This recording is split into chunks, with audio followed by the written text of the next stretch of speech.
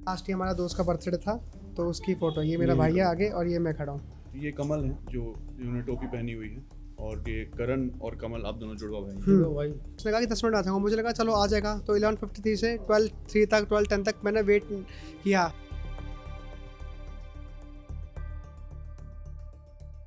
विकासपुरी के थाने में गया, कंप्लेन लिखवाई, इन्होंने मना कर दी। मैंने 112 पे कॉल करी, वहाँ पे पीसीआई, उन्होंने मेरे को मना कर दिया कि हमारा काम नहीं है। मेरे साथ बहुत गंदा बिहेव किया। सागरपुर में एक मैडम थी, उन्होंने मेरे को बोला कि तेरा ही भाई इकलौता नहीं है जो खो रखा है, अभी हमारे पास बहुत सारी कंप्लेन है, अभी इसकी कंप्लेन हम बाद में लेंगे। उन्होंने मेरे को बोला कि कहना तेरा भाई अगर फ्लाइट से गायब हो गया तो ये थोड़ी कि मैं सारी फ्लाइट चेक करने लग जाऊँगा आसमान में जाके। अगर विकासपुरी वाले पहले ही ये चीज़ ट्रैक कर लेते तो आज मेरे को मेरा भाई मे भी जिंदा मिल जाता। लास्ट ही हमारा दोस्त का बर्थडे था तो उसकी फ़ोटो, ये मेरा भाई है आगे और ये मैं खड़ा हूँ। ये हमारे सारे फ्रेंड्स हैं। ये कमल है जो जिन्होंने टोपी पहनी हुई है, और ये करण और कमल आप दोनों जुड़वा भाई हैं। भाई ठीक। मेरा पूरा नाम करण ध्यानी है और कमल ध्यानी मेरा ही सगा भाई है, मेरा ट्विन ब्रदर है। हम दोनों एक ही एज के हैं, बस वो मेरे से 15 मिनट छोटा है। तो कल रात को ऐसा हुआ कि 11 के आसपास उसके पहले मेरे पे कॉल आई कि घर से थोड़ा खाना वाना पैक करा लियो और मैं सीधा वहाँ आऊँगा, फ्लैट में आऊँगा इधर रहने के लिए, और मैं यहाँ के सीधा खाने पी के सो जाऊँगा। तो वो थोड़ा लेट हो गया, तो 11:53 के आसपास मैं उसको दोबारा कॉल करी। उसने कहा हाँ मैं रास्ते में हूँ, डिस्ट्रिक्ट सेंटर पहुँच चुका हूँ, 10 मिनट में आ जाऊँगा। तो हार्डली उसको इतना ही टाइम लगता है डिस्ट्रिक्ट सेंटर से रोज़ यहाँ आने में। तो उसने कहा कि 10 मिनट आ जाऊँगा, मुझे लगा चलो आ जाएगा। तो 11:53 से 12:03 तक 12:10 तक मैंने वेट किया, तो मेरे को फिर भी थोड़ा मेरा ध्यान हट गया, तो मैंने 12:30 तक मैंने उसको इग्नोर किया। मेरे को लगा चल आ जाएगा, क्या पता किसी दोस्त के साथ बाहर खड़ा होगा। तो फिर 12:30 के बाद मेरे को टेंशन लगी, मैंने उसको कॉल करी। फिर कॉल करने के बाद उसका फ़ोन तो लग रहा था बट रिस्पॉन्ड कुछ नहीं मिल रहा था मेरे को। तो फिर मुझे देन उस चीज़ से टेंशन लग गई, तो मैंने अपने 12:45-50 पे अपने एक फ्रेंड को कॉल करा और मैं उसके साथ अपने भाई को ढूंढने निकल बाइक गया। से गए। हाँ, मैं पहला भी अपनी बाइक से गया। उसके बाद हम दोनों बैठे, तो हम सबसे पहले वहीं गए डिस्ट्रिक्ट सेंटर। तो वहाँ पे मुझे रास्ते में 2 बीट ऑफिसर मिले। उन्होंने मेरे को बोला आप विकासपुरी जाओ, विकासपुरी के थाने में कंप्लेन लिखवा दो। विकासपुरी के थाने में गया, कंप्लेन लिखवाई, उन्होंने मना कर दी। उन्होंने मेरा नाम, कॉन्टैक्ट नंबर ले लिया कि कमल के नाम से कुछ होगा तो विल लेट यू नो। मैंने कहा ओके। तब मैंने कहा कि मैडम मेरे भाई का जो है कि मोबाइल नंबर ऑन है अभी, तो आप उसको एक बार ट्रैक कर लो तो मेरे लिए थोड़ा ईजी रहेगा।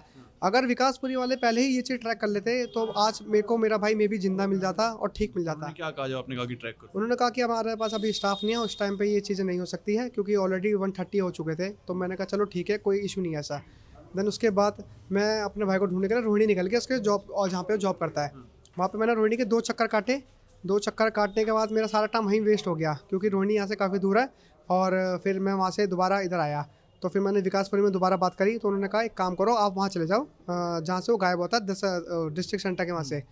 तो फिर मैं वहाँ गया, तो वहाँ पे जनकपुरी था, तो वहाँ के थोड़ा स्टाफ सपोर्टिव था। तो वहाँ के 2 सर थे, उन्होंने उसकी लोकेशन मेरे को तुरंत निकाल के दे दी और उन्होंने मेरे को भेज दिया वहाँ पे। हम 3 लोग थे, एक मेरे भाई का मैनेजर भी आ गया था। तो हम तीनों लोगों ने उसको ढूंढा लोकेशन में जाके, पार्क में जाके।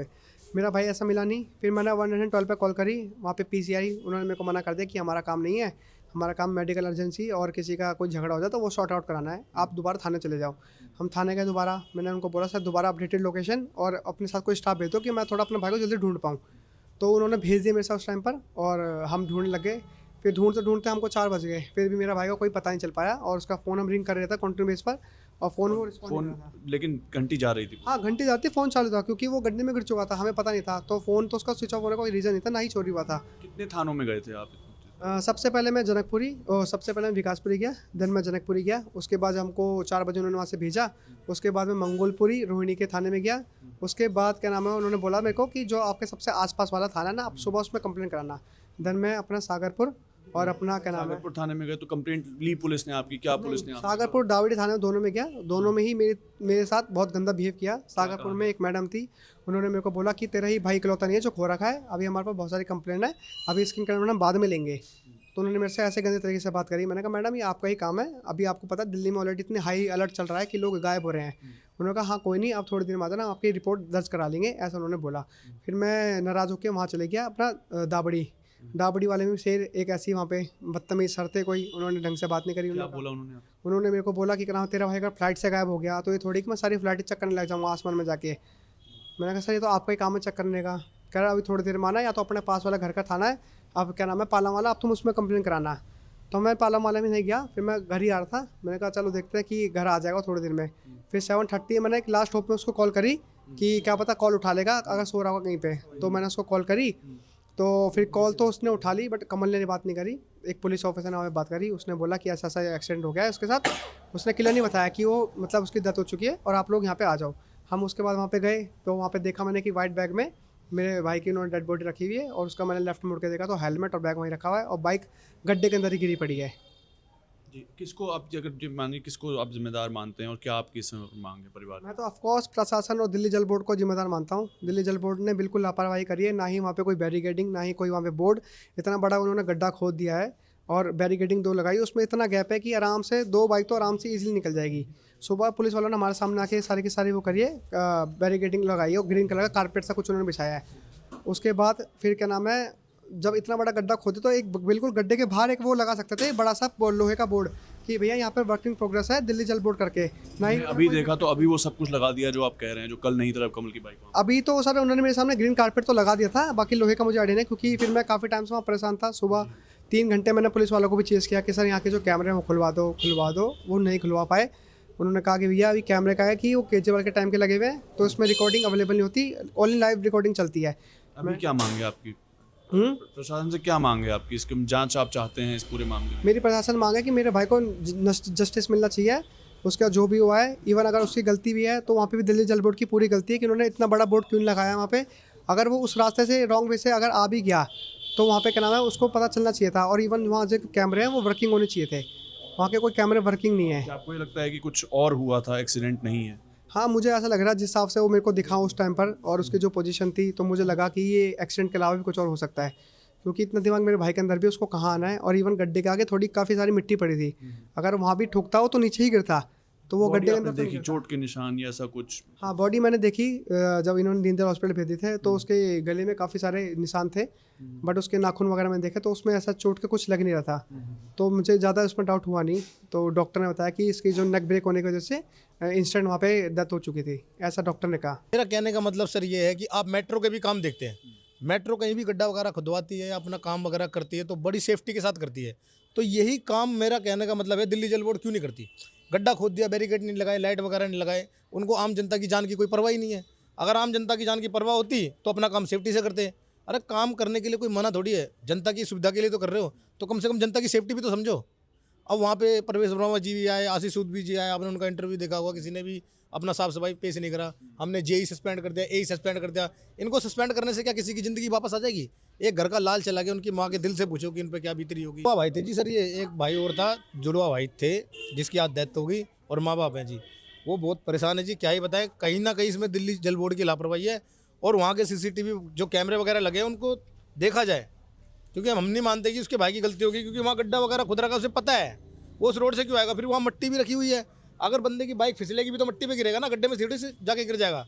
वहाँ के सीसीटीवी वगैरह देखे जाए और इनके भाई को इंसाफ मिला जाए कि पता तो क्या लगता है, मतलब आपके दोस्त इस चीज़ को राजनीति से ना देखे। आम आदमी बीजेपी को बदनाम कर रही है, बीजेपी आम आदमी को बदनाम कर रही है, ये तो अपनी राजनीति कर रहे हैं। अरे भाई तुम कुछ भी करो, कहने का मतलब अपना काम तो करो। जनता नेताओं को किस लिए चुनती है? कि हमारे कामों को पूरा करा जाए। एक दूसरे पे इंजाम मत लगाओ, अपना काम करो। अगर सिस्टम अपने काम को काम के जरिए से देखेगा ना तो आम जनता परेशान नहीं होगी। आज बेचारी आम जनता इतनी परेशान हो रही है, आज हमारा बीच में से दोस्त चला गया, अब क्या ही कहें हम, बताओ। क्या इनको माँ बाप मुआवजे के लिए जी रहे हैं क्या कमा नहीं रहे हो? हैं? मुआवजे के लिए ही नहीं है जी, पैसा बढ़कर नहीं होता, किसी के घर का लाल की बात है यहाँ पे। अब वो मुआवजा दे देगा क्या उनका बेटा आ जाएगा? उनकी यादें आ जाएगी जो उनके साथ बिताए हुए 25 साल के वो पल। कितने कष्टों से एक माँ अपने बच्चे को जन्म देती है। कहने का मतलब आज हमारे दोस्त के साथ ऐसी घटना घटी है, कल को और किसी के साथ भी घट सकती है। बिल्कुल सही बात। नेता अपना काम जिम्मेदारी से क्यों नहीं करता? नेता अपनी अय्यासी में मजे ले रहा है, अपने मौज मस्ती कर रहा है, ले तो जनता के पैसे रहा है। ना प्रशासन एक्टिव रहता है, ना दिल्ली जल बोर्ड एक्टिव रहता है, सिर्फ राजनीति करवा लो इनसे। अब वो कहेंगे मुआवजे से क्या इनका लाल नहीं आएगा? सर हमारा कहने का मतलब अपनी सेफ्टी तरीके से काम करो। अगर आप नेता बने हो तो जनता के बलबूते पे तो बने हो।